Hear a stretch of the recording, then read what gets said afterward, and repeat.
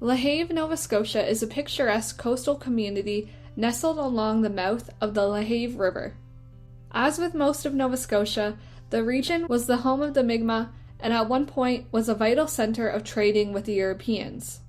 Samuel de Champlain stopped in LaHave in 1604 on his first trip to Acadia, naming the area Port de LaHave. Henry Hudson, an English sea explorer, also made landfall there in 1609 on his voyage on behalf of the Dutch East India Company.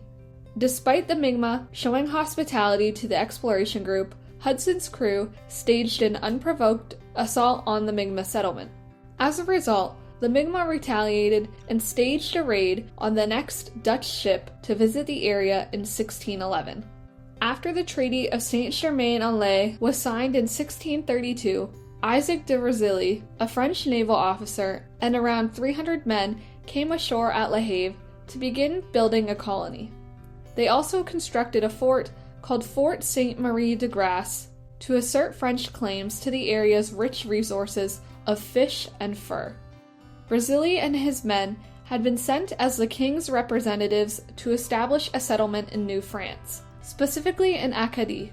The settlers began constructing the fort at a point of land overlooking the river and the harbor entrance. Most of the newcomers were skilled tradesmen bringing bricks, lime, plaster, and planks that were used to build the fort and surrounding lodgings. As the cold weather arrived, some of the men perished during the first winter. However, the situation could have been worse if it weren't for the Mi'kmaq, who helped them adapt to the unfamiliar environment and taught them survival skills for the harsh conditions. This settlement, known today as LaHave, was the capital of New France from 1632 until 1636. Razilly reported that the new fort was capable of standing against any enemy action that would come their way, and that he had the military supplies necessary to withstand a 6-month siege. A chapel, a store, and houses for the workers were constructed in the village. By that time, LaHave had transformed into a thriving trading post, serving as the center for a small farming community and a major port of call for a large fishing fleet. At one point, around 500 transient fishermen were visitors to the settlement. After Razilly's death in 1636, most of the inhabitants were moved to Port Royal by the new governor, Charles de Manu d'Aulnay. By 1652, LaHave was still a successful trading post before it was raided by Emmanuel Le Borgne. Le Borgne was a successful merchant in France who financed d'Aulnay in his Acadian trade and became the claimant to d'Aulnay's estate after he died in 1650. When he arrived in Acadia, he became governor and burned down Fort Sainte-Marie de Grace in the process. Over time, the currents and tides of the LaHave River have gradually eroded the point on which the fort once stood, today leaving nothing visible of the former settlement. In the 1700s, as many moved away from the area, an English fishing base was established at the former Acadian settlement. By the turn of the century, various industries began to emerge that relied on the importance of the LaHave River.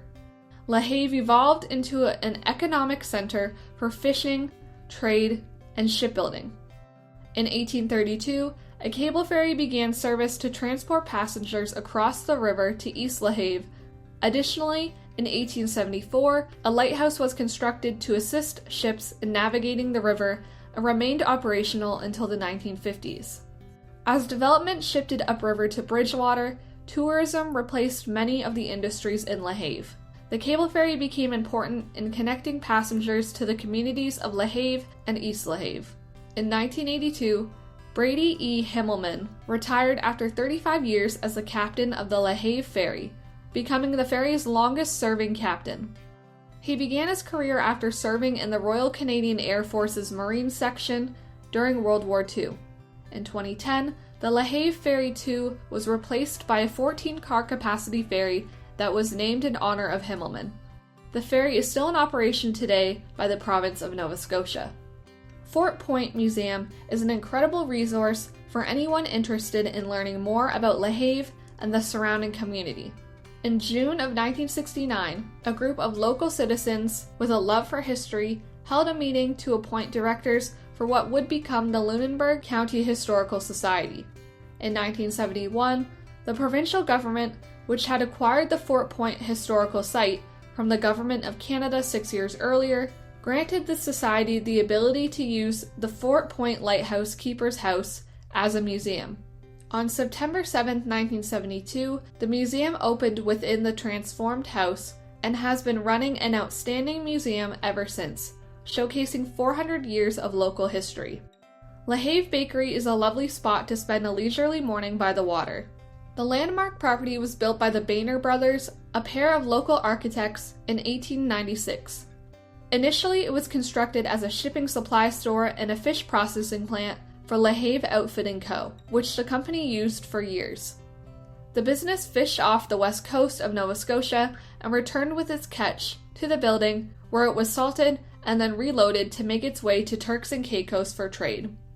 Also, the Canadian Imperial Bank of Commerce moved to the top floor of the building between 1917 and 1922 before constructing its own building across the street. Gail Watson had the idea for a bakery shortly after she purchased the LaHave Outfitting Co. building in 1984. A year later, LaHave Bakery opened its doors on July 26, 1985. Since then, the bakery has been feeding the community, making quality products for its loyal customers, only using the best local ingredients. On top of LaHave Bakery, utilizing the space to create delicious baked goods, the large turn-of-the-century building houses the likes of LaHave River Books and the LaHave Craft Co-op. LaHave is a quaint village shaped by centuries of history and resilience. Throughout the town's evolution, its heritage, character, and strong community remain at the heart of daily life to this day.